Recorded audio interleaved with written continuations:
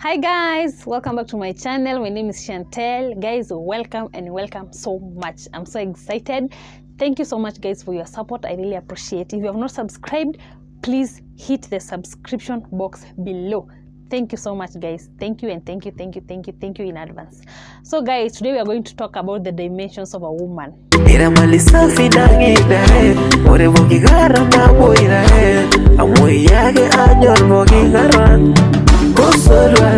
A woman has three dimensions. Number one, she has the wife part, the mother part, and the minister part. What do I mean? Who is a wife in the first place? A wife is that lady who takes care of her family, takes care of her children, takes care of her husband, puts her family before God each and every time. That is who a wife is, and loves her husband.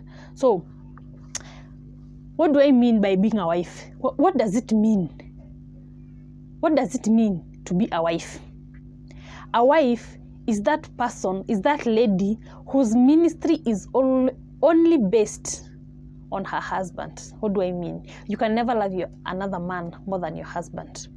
Who is another man? Be it your brother, be it your uncle, be it your father, be it any other man. Whoever is called a man that is close to you, you can never love them more than your husband. Always love your husband more than any other man, but not more than God. Not that. You should love God first. You should put God first in your relationship, in your marriage. Make sure God is in the center. The only third party that is allowed in marriage is God.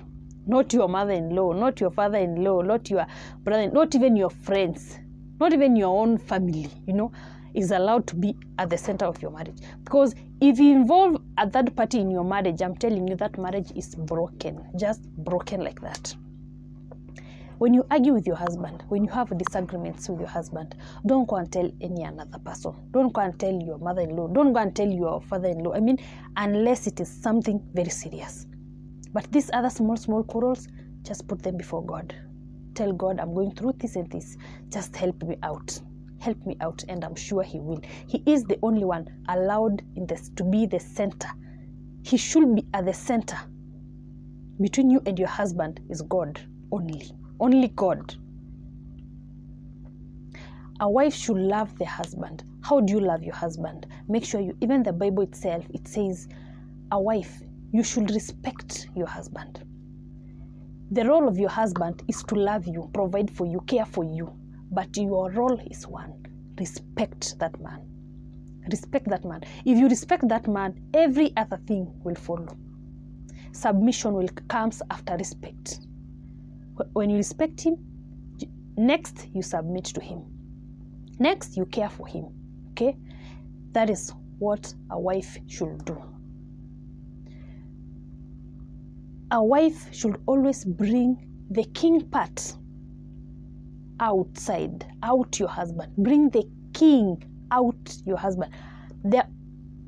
All men have the lion part inside them and have the king part inside them. So it's up to you as a lady, it's up to you as a wife to know which part you should bring out of your husband. Do you want to bring the lion part? You will deal with it. Do you want to bring the king part? You will deal with it.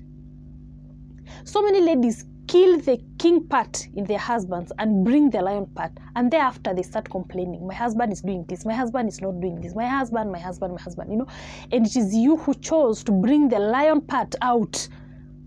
And it is very hard when you bring the lion part out of your husband. It is hard to kill it. It is very hard to kill it. But when you bring the king part, the lion part dies completely. It dies completely. That man will be a fool for you. And I repeat, that man will be a fool for you. And that's why you hear other men saying, or other ladies or people outside there, amemkalia. What is the meaning of that amemkalia? The meaning of that amemkalia, it means that lady has brought the king out of her husband. And therefore, there is no lion. There is not even a single scent of a lion that he sees in the husband. Even the outside they start saying amekaliwa, or stuff like that. But that guy will be a fool for you if you bring the king part out of him. If you bring the lion part out of him, I'm telling you, your marriage is just done. You can never deal with a lion in the house because you cannot fight even with a man. You can't, like, it will be just a mess. You will be in a mess. Don't quarrel, don't argue, don't be nagging. I mean, respect that guy. Be cool, even when he's wrong, because I believe everybody can be wrong, everybody can do wrong. But when your man does wrong, approach him in a nice way. Approach him in a respectful way. Don't approach him as if you are now two men. Now you are balancing. You are now two men in the house. Don't approach him like that. Even your own father, when he wrongs you, because I'm sure even your father can wrong you. How do you approach your dad? Or when you want something, how do you approach your dad? The same way you approach your dad with respect, it's the same way you should approach your husband with that respect.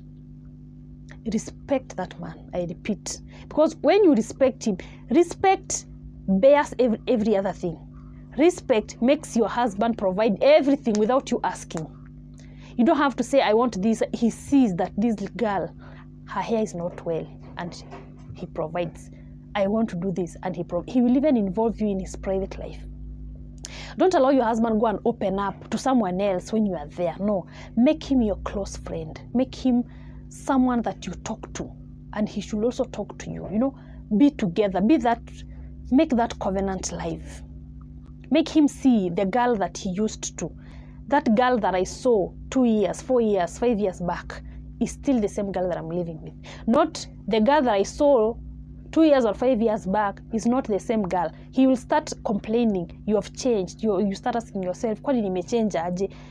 You have changed. Because the way you used to dress when you are not married is not the way you are dressing right now. What you used to do to him when you are not married is not what you are doing to him right now.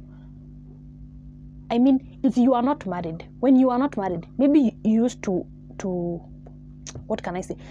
When you are not married, maybe you used to treat that guy like a king, but immediately you got married, ukaona kama umefika. Now you neglect him, you don't care about him no more, you know. He will start seeing someone else, and he will start noticing that you have changed. Don't allow that happen in your marriage. Whatever you have been doing to him when you are not married, make sure you do to him. What you are doing in the first year of your marriage, even in the 20th year, make sure you do the same. And I'm telling you, your marriage will be the best. Another thing, women, make sure you are physically attractive to your husband. That is what I was talking about. Guys, women, how do you be physically attracted to your man? Not seduction. I don't mean seduction, no. Don't seduce him. It's like you're not seducing. That's not what I mean. But be attractive to him. Make him, you know, men are attracted physically. Men are attracted by what they see. And women, it's what they hear. Ndio maana unadanganyanga unaingia box. Na uongo ndio unakuja kurealize kai kwani alinidanganya. Okay, yes.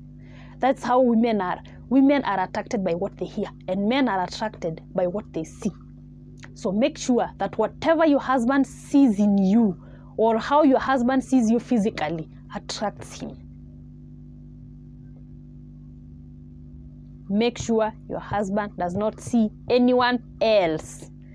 Because you cannot start fighting with this, because your husband, it's you. Wewe ndio unakaa kwa nyumba, sijui unavaa madera, sijui unafunga kitamba. Mbona mnafunganga kitamba mkilala? Why do you do that? Ati ndio nywele isiharibike. Wacha iharibike, he will provide. And God will provide also. You will do that here.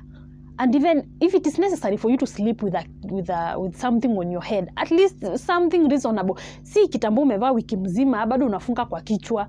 Huyo mwanaume hata akilala na wewe anasikia kichwa inanuka. I'm telling you, let me tell you, men get pissed out of small things. Kakitu kadogo tu hivi, isham piss off.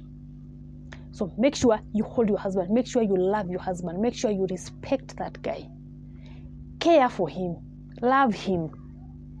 Make him yours alone. Nini ufanye yenye unaona anafanyiwa huko nje, fanya. Yes. So thank you so much guys for watching my video. Please subscribe if you have not subscribed. Share, comment, and like. Guys, see you in the next video as we talk about motherhood and the minister part of a wife.